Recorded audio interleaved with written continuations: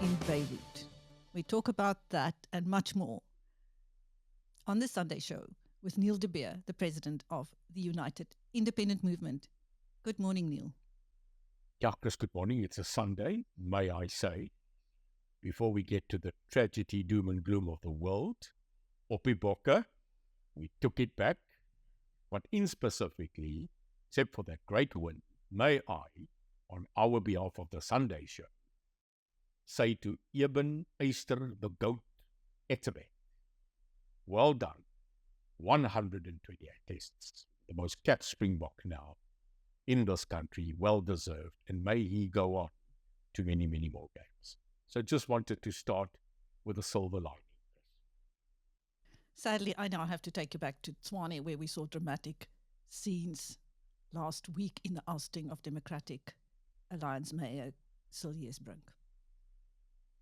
Blood on the floor, bloed op die water. Yeah, Chris, I was deeply involved, as you know. I made it my absolute focus point since the rumour mongering that Cilliers Brink would be removed. As you know, I am undisputedly, unashamedly in favour of that young man because I know him, I've dealt with him, and I've been biting into this piece of shapely political biltong now for the past 3 months. So here's the tragedy. This is not a Tshwane-focused tragedy in my point of view. I call it a tragedy, and I can clearly tell you, I'm unbiased. I have no friendship link to any of these outside existing parties. So I can express my feeling, and I think the people that listen to me and you on a Sunday want the truth.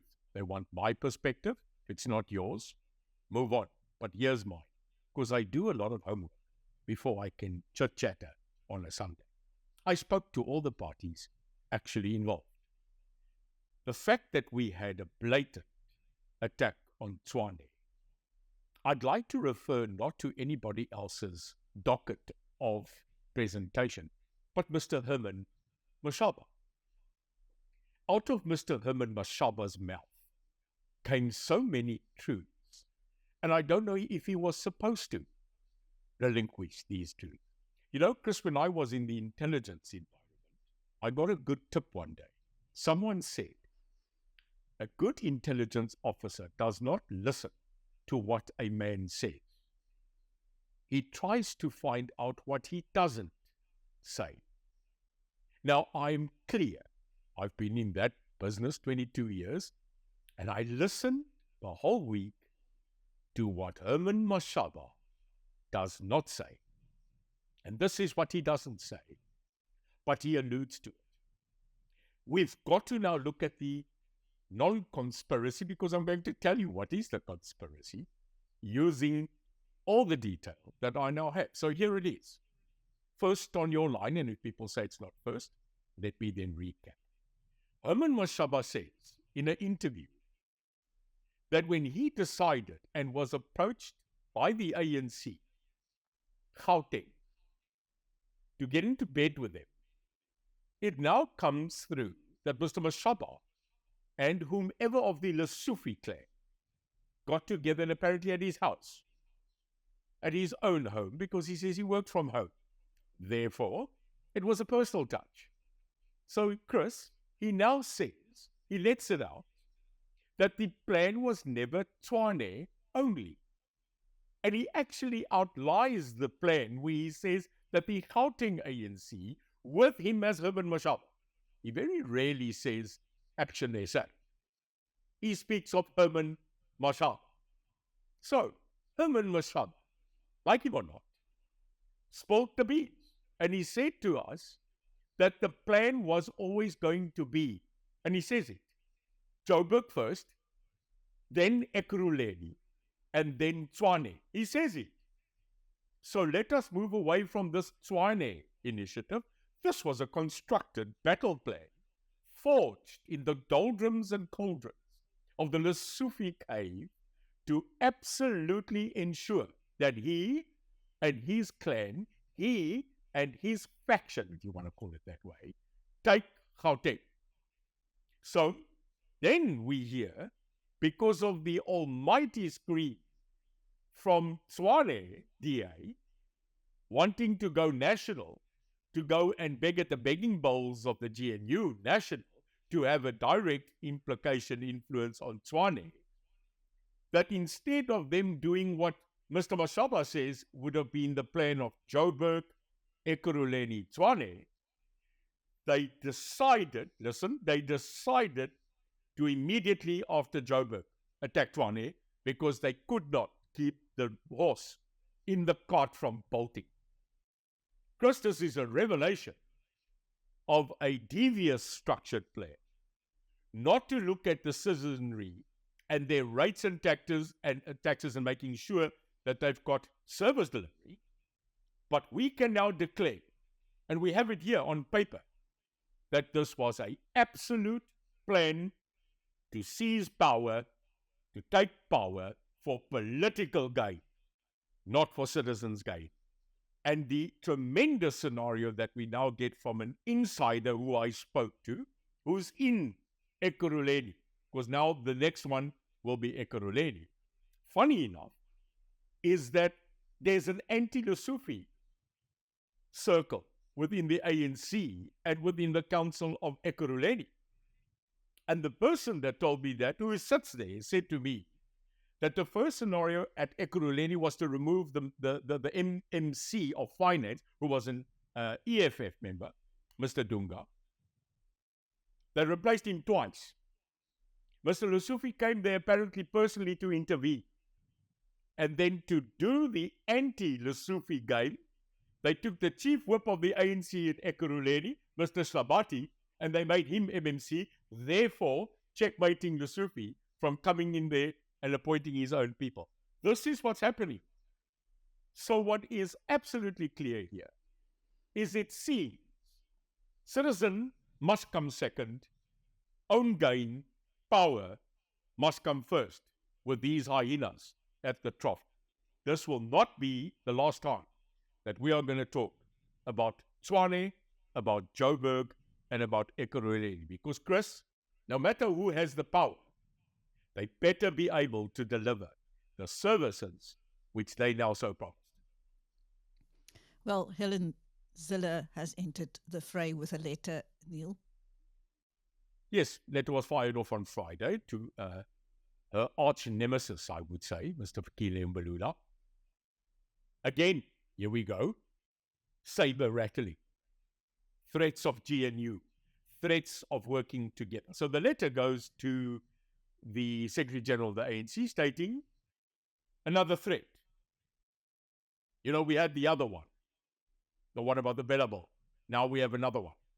And on this show, I told you, and you concurred, and so that many people that wrote to me, that this will not be the last time that the threat will be put on the table, but it will have no consequence.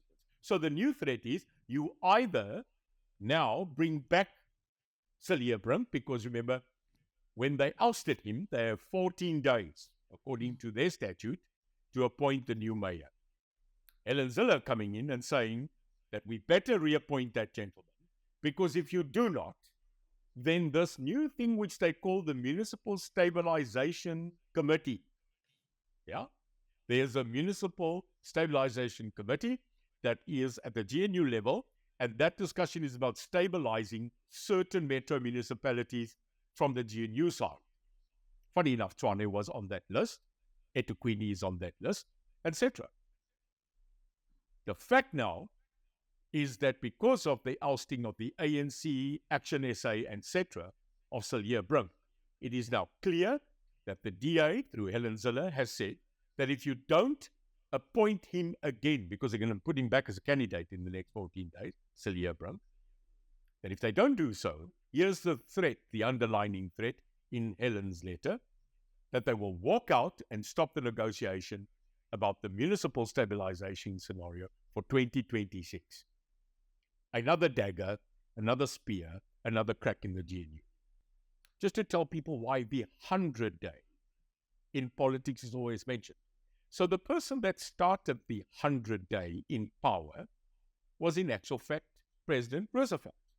So in July 1933, when he became and stood for the president, in the first 100 days he made that speech and said, the reflection of my 100 days And my report back is as follows. So it comes back from 1933, and governments all over the world now do the 100-day in government synopsis. So 123 days, some good, some bad, some hope, some fear.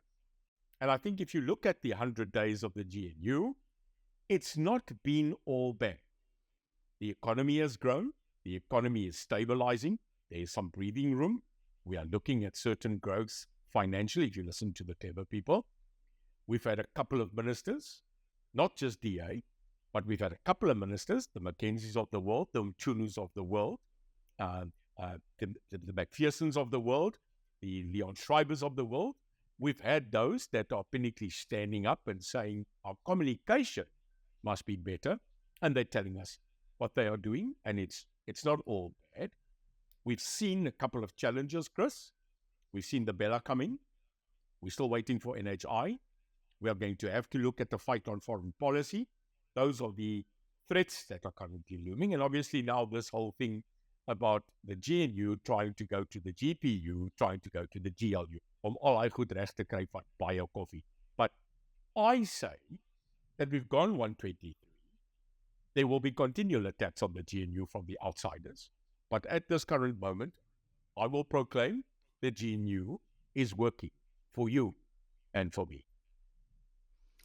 But it has also shone a very stark spotlight, Neil, on the factions in the ANC, hasn't it? Oh yeah. The spiders are coming out. Definitely. Ons is besig om die klippe oop te maak en die vrot kom uit. So it's coming. It's being highlighted. You know, people in the dark don't like light. You know, that's always that synopsis about dark and light. So within the ANC, if you look at the history of the ANC, because I spoke to a very prominent man this week, which I worked with for a long time, who is no longer at Latulia, but is willing to share. And there are 4 names that are coming up. Now, Chris, in the history of the ANC, where I was involved for a very long time, since the inception of Mandela becoming president, we always knew, in a way, who the next president would be. I mean, that's very clear. When they moved from O.R. Tambo to Nelson Mandela, it was clear that Mandela would be president. When Mandela took Thabo Mbeki as vice president, we knew that Thabo Mbeki would become president. When Thabo Mbeki became president, he took his deputy, Jacob Zuma. We then knew, no matter what happens, even through all these court cases, no matter what happens, that Zuma would become president. You remember for that little time period of 1 year, and people forget that Kgalema Motlanthe was not just the vice president of the country, he was the president for 1 year. He was told to keep it steady. So after the Motlanthe presidency, we knew that Zuma would come in. Zuma was clear. And then I'll tell you, from Zuma till today, there's been a disparity in clear leadership of the ANC. And what you'll see is that people started to vote not for a deputy president in the ANC because of the person's leadership, because of the person's patronage, but because of deals of power. Didi Mabuza was a clear choice of power. I was there. I was at that conference when I was still there. So I'm telling you, Didi Mabuza was never the choice of the people. It was the choice to make Cyril president. And from then, we fell to Paul Mashatile. Paul Mashatile, again, power, strategy. And I'm telling you, Paul is not in the camp of Cyril. And now you've got the problem of who's next. Because according to the ANC's legacy, Paul Mashatile should be the next president of the ANC. Now, where are we? 4 names are popping up. One of them, I think, is a dreamer. But the other 3, we must not write off. So the dreamer is definitely Fikile. Fikile Drombaya. He's got political aspirations, he's got presidential aspirations, but yeah. The strong ones are the remaining 3. So let's say it here, and let's see destiny unfold. Without a doubt, Mr. Lesufi is on a major push to garnish as much power as what he can, and unfortunately, for the citizens, Gauteng was the first one that he's attacking.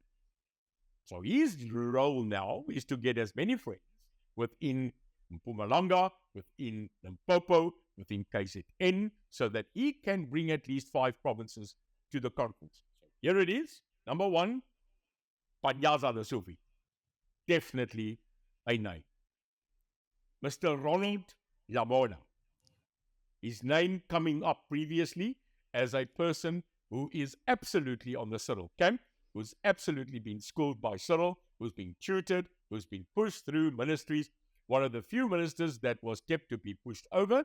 And look at the ministries that this man was given by Cyril Ramaphosa. He was given the judiciary. He's now been given a very important role, which is international relations, no matter how much he buggers up those relationships. He has been given that task. So without a doubt, I'm telling you, when I get to the synopsis, why he's been groomed. So don't write off Ronald Lamola. And obviously, number 3 is the person who's still hanging on, who will in the next 12 months fight for his life. And that is the obvious candidate, Mr. Paul Mashatile. All of this comes down to a synopsis that every one of these members have got something in the closet. And it's going to depend who is going to break open that closet and go, ta-da. So we know, alles steek goed is weg.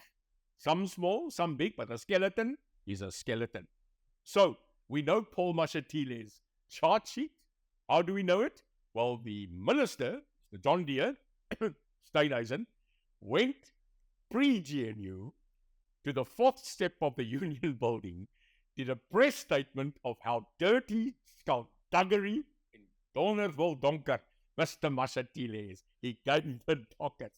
Those dockets, I hope, are not also under the current judiciary's auspices, like the Zondo Commission's files, who they are saying are dripping wet and starting to disappear. So we know some public stuff of Mashatile. We know that Mr. Lesufi, in his track record, moer toe op sekere goed. It's just bad. But he's power hungry, and we know about power. Power corrupts, ultimate power corrupts ultimately. So, kyk na daai mannetjie. And then we've got Mr. Ronald Lamola.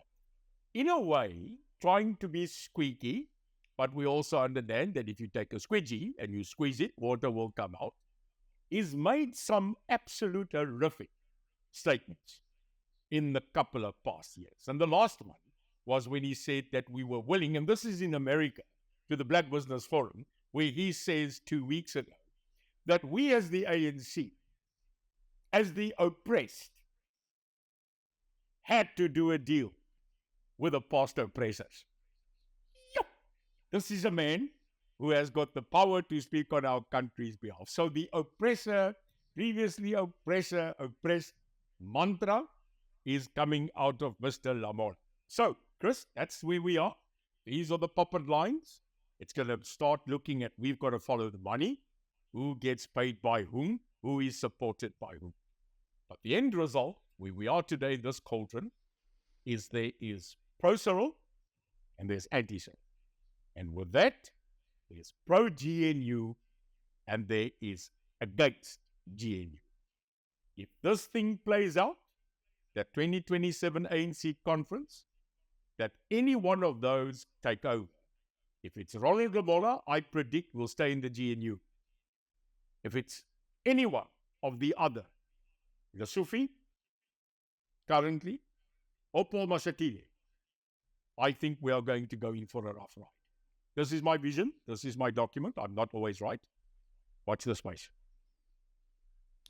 Neil, on a more positive note, former Judge John Klope was this last week legally prevented from taking up his seat on the Judicial Services Commission. That's after the Democratic Alliance went to the High Court. Damn right. He doesn't belong there. Judge, doctor, professor, meneer, generaal. I don't care about your title. Your title matters not. What matters is your honor. What matters is your credibility. But more than that, what matters is your term of duty to your people. Now, we can spin this as much as what we want to. in my previous statement, I did say, without a doubt, this is a win for the judiciary. And Chris, when people try to spin race, politics, rubbish, nonsense, anybody who's trying to put anything but the honor of service and the credibility on the table of an individual is playing politics, and you are wrong. This is a fact. This is a statement I'll make, and this is again my opinion. The gentleman, that's very high, was told that he influenced or tried to influence as a judge the outcome of a certain process in court on behalf of Jacob Zuma. That's the charge sheet. Now let's stop there. That's got nothing to do with bloody politics. This is honor, your honor. And when you are found guilty, that you as a sitting judge tried to move the outcome of a certain judgment, you are no longer an honor. You are no longer your honor. You are no longer worthy to be called a judge. And that was the guilt. So he's the only, as I know, sitting judge in this country that was impeached, removed. And in a way, he found guilty because when he came to Parliament under MK, he said he will no longer be calling himself judge, he's now doctor. Doctor. Because he wrote a doctorate about the differentiation, as I stand it, about traditional law and Roman Dutch law. Or maybe he should have done a doctorate on ethics. Now they then take this impeached judge, they vote him in to go sit on the JSC, where they actually interview future judges. Mashatile, am I the only one that's sitting back and going, no, how can you? It's like taking a medical doctor who was a senior doctor in a hospital, who caused the deaths of many people. They found him guilty, they removed him from the medical board, and then they go appoint him on the medical board to actually adjudicate to the future of doctors. That makes no sense. So take your politics away, take your opinion about race, amper sê ek iets, maar steek hom diep. Because this is not about that. This is about the independence, the honor, and the absolute credibility of the judiciary. And Chris, let me tell you, in any country, before that country fell, the only thing that stood in the way was the credibility and the independence of the judiciary. You can go look it up. This country, its citizens, must never allow that the judiciary falls. And the call, here I'll tell you, the call made by that High Court, in a way, Chris, made me feel that we are still in line, that the judiciary is independent, and that will make that call. And that call was the right call, and I hope it stays. Neil, before we talk about crime, I want to take you to Beirut, where the Israelis have dealt Hezbollah such a devastating blow. What have you heard? Yeah, spoke to a guy. Operation? Yeah. Spoke to a guy who knows a guy from there. And Chris, we mustn't take this as something small. You know, people will always say, but Russia and Ukraine is there. Palestine, Gaza, Lebanon, Israel, there. We are very naive. For the first time in a very long time, this world is standing at the edge of a full-blown world war. You know, I don't use the word war, as you know, likely. I partook in a war. Not dramatically, but I was part of the Bush War, the Angola War. War is not a nice thing. There's no winners in war. There's only losers. Even the victor cannot claim victory. This is a huge thing. The fact that Israel went on that doomsday and struck in Lebanon, Beirut, the capital of Lebanon. And Chris, when they annihilated Mr. Nasrallah, Hassan Nasrallah was the chief in charge of Hezbollah. Now, Chris, what makes this even more vital to talk about is that 8 leaders now of Hezbollah has been taken out in this manner. So it is rumored that more than 84 bunker-busting cluster bombs was ejected through a fighter jet, the F-1s, on his place of abode.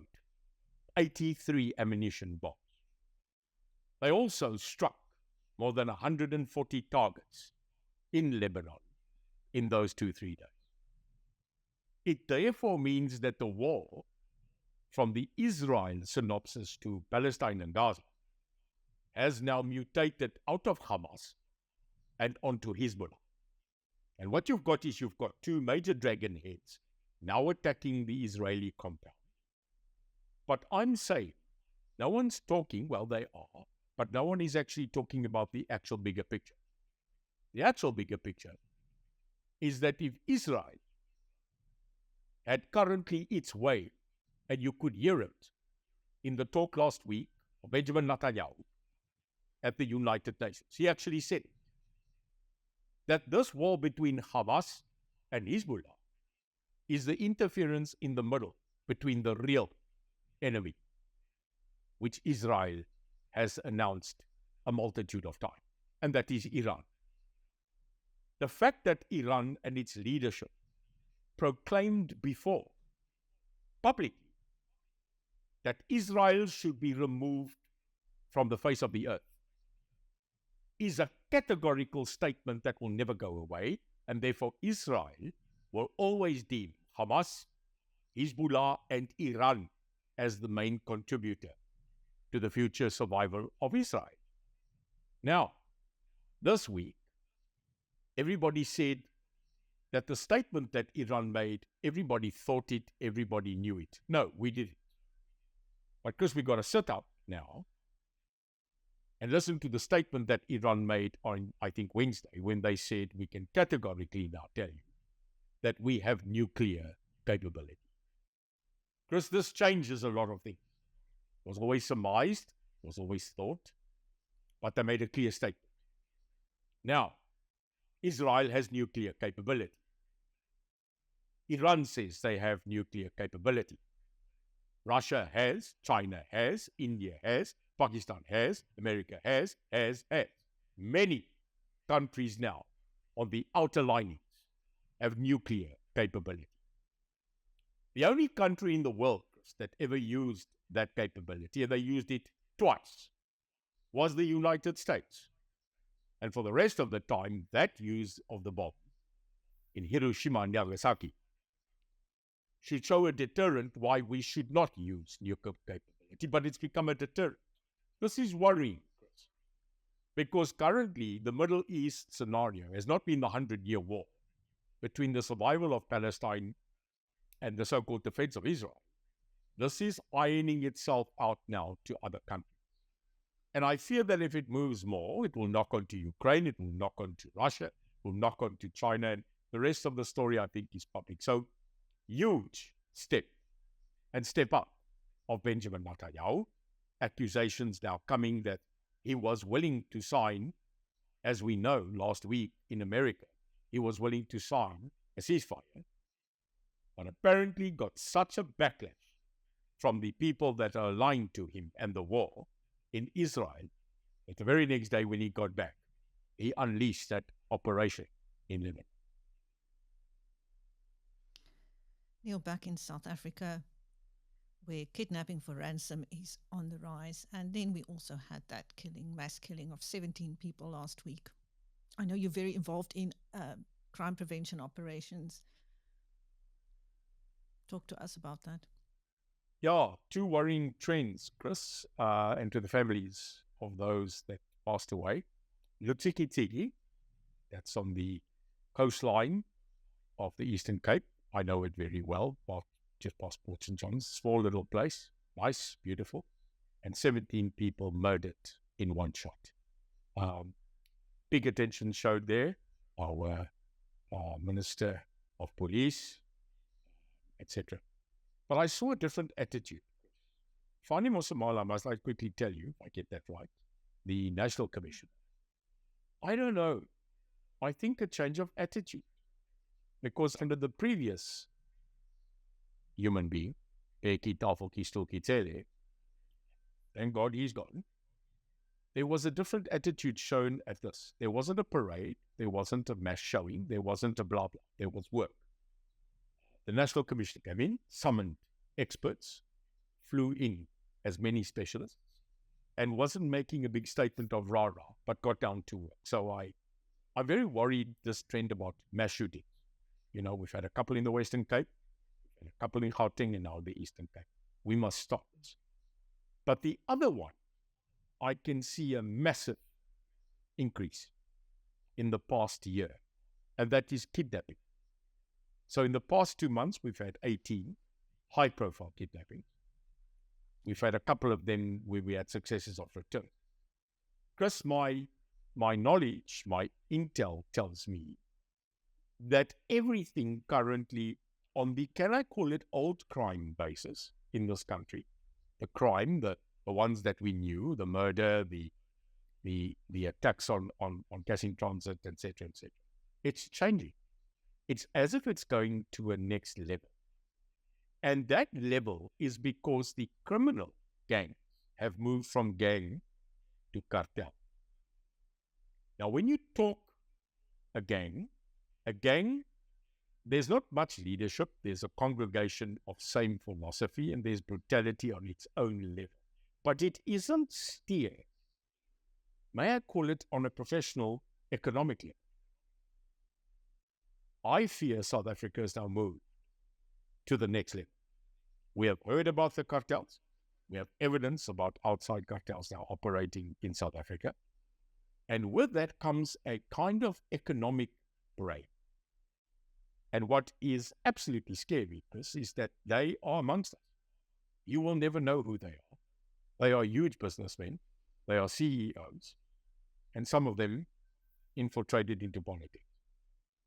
So what you see is this kind of class economic crime, where drugs are now at a different level, guns are at a different level, crimes like kidnapping for money, extortion for money, construction mafia for money, it's all coming down to the economic scale and terrorizing a country with terror so that it surrenders the economic side of its nation. And we should never allow that to become the norm. And I think you can see there is a pushback from the police on a daily basis so that we can counter this. Thank you, Neil. That was the Sunday show on Biz News with Neil de Beer, the president of the United Independent Movement. Thank you so much, Neil, for making time. And I am Christine. Thanks, Chris. Always.